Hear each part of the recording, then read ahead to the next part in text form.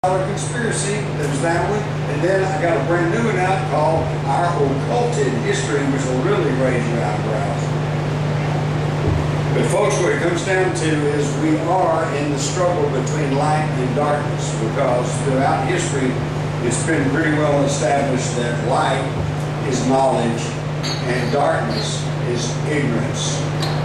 We all live in a city here of a couple million people, and most of them are ignorant.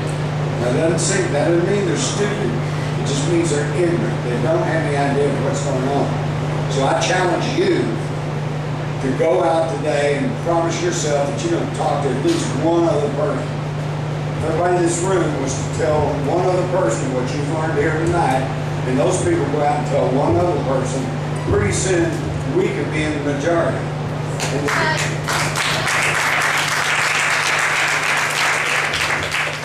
I'll just wind this up by saying the good news is there's more of us than there are of these people trying to control us. And we're getting smarter all the time. Thank you.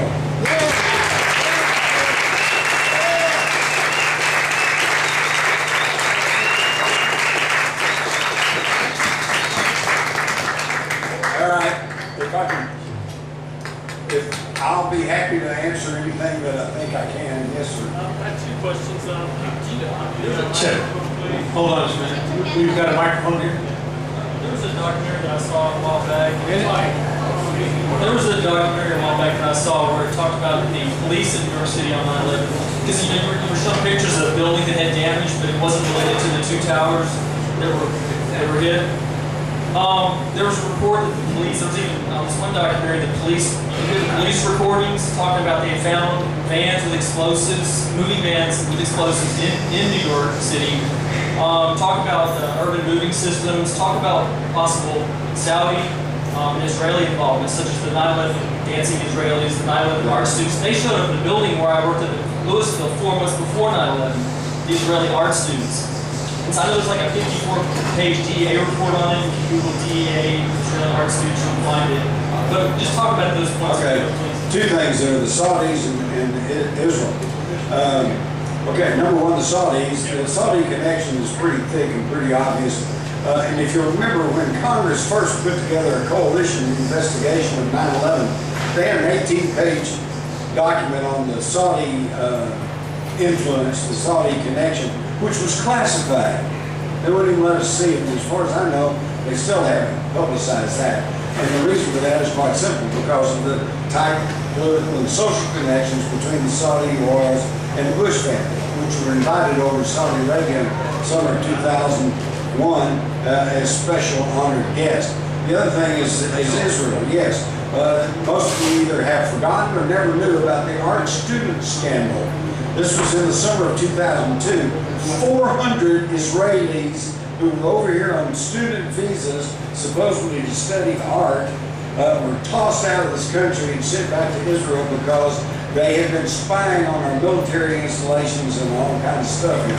Now I ask you, if it turned out that these 400 spies had been Pakistanis or Iraqis or Iranians, just think what our media would have done. But no, these were Israelis, so they just quietly got deported and sent home. What's really weird is, not weird, but this kind of ties it in, is that many of these Israeli spies were trailing Mohammed Atta and these people that they claim were in charge of 9/11. They were at the same bases, the same restaurants, they'd even gone to the same flight schools. So wait a minute, were the Israelis aware of what was going on? Were they aware that we were about to be attacked? I think so. Well then wait, they either told our leaders or they didn't tell our leaders. Which would it be? I'm thinking they told our leaders at the highest level. And they said, And this is the same thing, by the way, as Pearl Harbor. Some of you older folks, we've heard all our life the rumor that Roosevelt may have known in advance that Pearl Harbor was going to be attacked. But nobody's ever been able to prove that. And in fact, the biggest argument was that if he had known that, if it had come up through channels, someone would have talked. Well, it didn't come up through channels. It came laterally. On November the 26th, according to the head of the German Gestapo, Heinz Müller, they intercepted a transatlantic telephone call about 1 in the morning from Winston Churchill to Franklin Roosevelt. He says, Franklin, I'm sorry to disturb you and wake you up, but I have news. And Roosevelt said, well, I know you wouldn't call it unless it was important. He said, yes, the Japanese fleet has sailed. And Roosevelt says, yes, we know. We think it's heading for the Philippines. He said, no, Franklin, they're heading for Pearl Harbor. Okay? So Roosevelt said, well, this is monstrous. You know? He said, however, as he thinks about it more, he says, however, this would certainly fit in with our plans because he wanted to get America into the war. And America was isolationist. They didn't want to get in the war. So then he's going, it would certainly fit our plans if to pay the taxes. And so then he says, but wait a minute, if they come and inform me of this, I'm going to have to act. What can I do? And then again thinking to himself, he says, well, I guess if I'm out of town, then, you know, I can't hear things. They can tell me something if I'm not there. So I went and checked, and sure enough, the days preceding Pearl Harbor, Roosevelt went to Hot Springs, Georgia, where he hung out and was out of town, out of pocket. So they knew. But that's just one facet. If you read my book, The Rise of the Fourth Reich, you'll see about 3 pages worth of documentation showing that Roosevelt and his chief of staff, George Marshall, they knew that Pearl Harbor was going to be attacked. They knew when, and they allowed it to happen to further their political goals, which was to get an angry and unified America into World War II. I'm not making any judgments here. Maybe that was necessary. I'm sure you could probably make an argument there. I'm simply pointing out that it's happened before. And so on 9/11, I think what we saw was the culmination of a neoconservative plan, which was articulated in September of 2000 with the Project for the New American Century, which said we need to place more military personnel in the Middle East, gain control over their oil supplies, and knock over the regimes of Saddam Hussein and Syria and Libya, and take control over this oil in the Middle East. And whoever authored that, though, was pretty prescient. They said, this is going to be a hard sell to the American public unless there is a catalyzing and catastrophic event like a new Pearl Harbor. Well, a year later, they got it. And by the way, when I was mentioning Bush's National Socialism, that is neoconservatism. That's just a cleaned up term for National Socialism. And in the German, the acronym for National Socialism is, of course, Nazi. And this is what we've been operating on. Any other questions? Yes, sir. You know who Kevin Riley is. Oh, yeah. I bet you. Are you familiar with his recent activities? He's promoting a book, and I think it's very, very important and quite different. Do you know about his recent activities? I'm sorry, he's what? Do you know about his recent activities? Well, I'm not sure what you're... Well, he wrote a book called Another 19. He's on the radio promoting it, and it's naming names and almost legalistic evidence. Right. So, I think that we need to pay attention to all that. There needs to be a reinvestigation. It needs to be honest. well, Okay, because there are names that can be given. And this is an acceleration, an amplification of what we're doing. This takes to another level. I think it's real significant. I agree with you, but now you folks have got to go out and talk to the zombies, okay? They're having trouble enough thinking that there was another tower that came down. So, if you go in there and start saying, all right, Bush this and Cheney that and Rumsfeld here and there, then you're just going to be, you need to start simple. You need to start with Building 7. You need to start with stuff they can understand. Now, for you guys tonight, I gave it that whole little deal there and gave you the whole nuts and bolts, and we could even go much deeper. Look at this. This is 600 pages or whatever, I'm not even there. That much of this book is footnotes, okay? So this is not theory.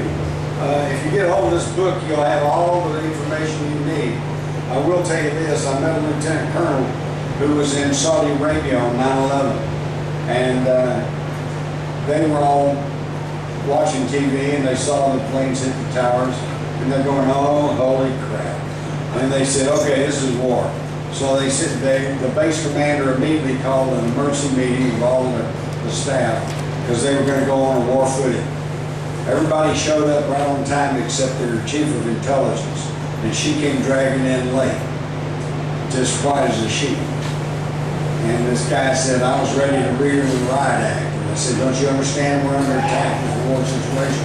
Why are you running late? And she said, she was one of 3 people that had access to the super secret code machine.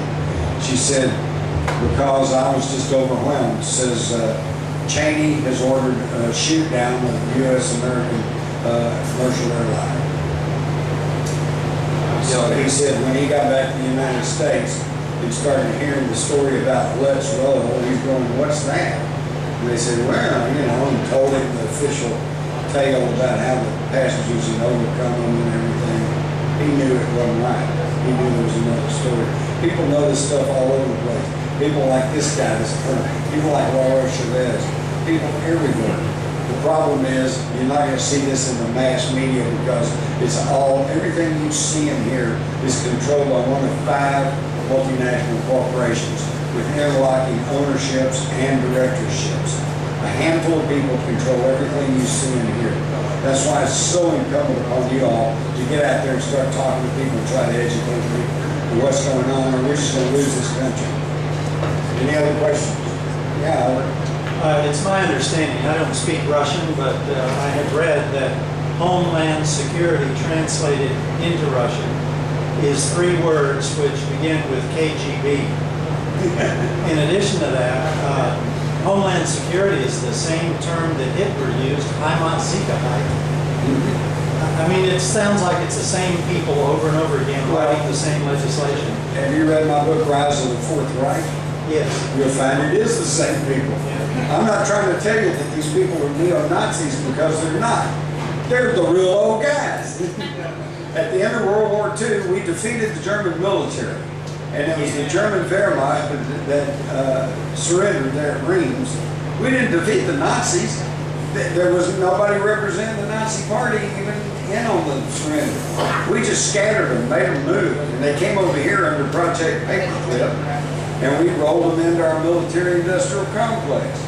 And unfortunately, in picking up their technology, like jet fighters and nuclear weapons and all kinds of things, we were picking up their philosophy, and that's why they're turning this once free republic into a police state under Homeland Security. Come on. Okay, is that it? Yes. Here's your step 2 of the authorization. Like what?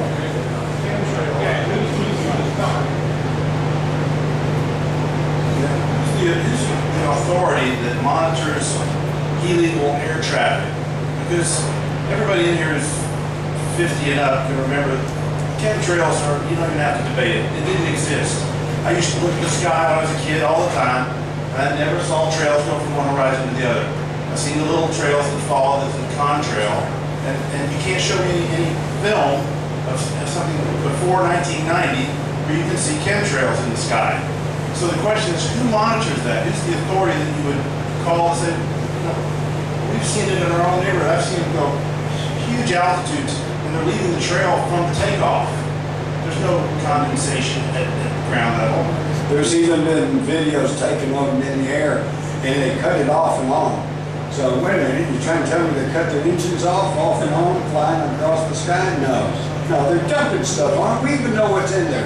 And fluoride, it's aluminum oxide, barium, all this stuff. I interviewed Dr. Edward Teller years ago.